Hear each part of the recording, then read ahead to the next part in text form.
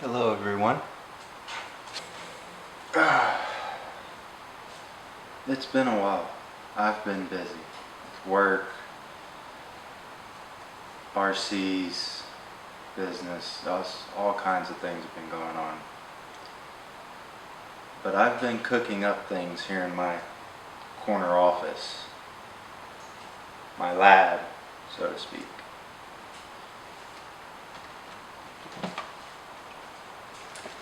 This guy right here is one of them.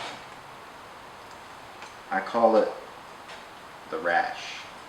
It's not a really elegant name for it, but I started with a Wraith chassis and put a slash front end on it. You can notice a shock is bent right here.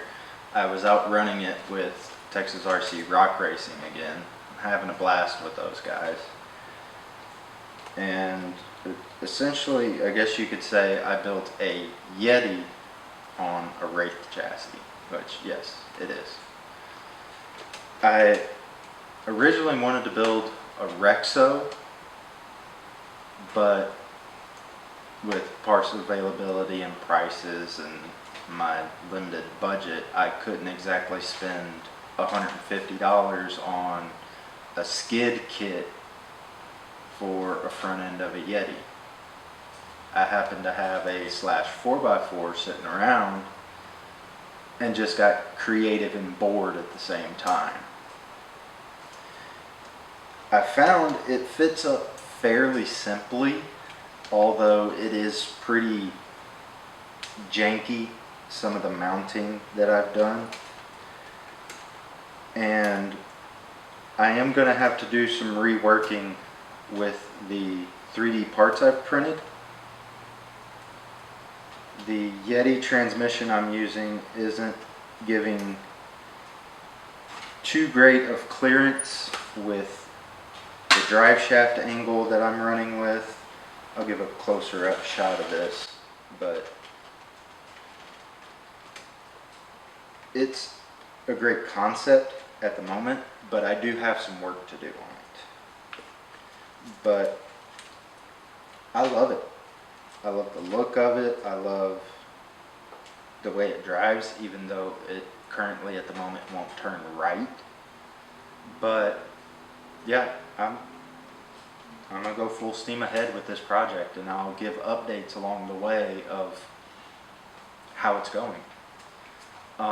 With the whole mounting, I took the front shock tower and screwed it into some metal braces. I believe the guy I got this cage from said the metal braces are from RC 4-wheel drive.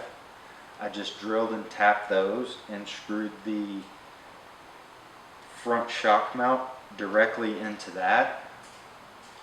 I then took to Fusion 360 and made a skid plate to connect the front diff to the skid plate, and will also hold my servo.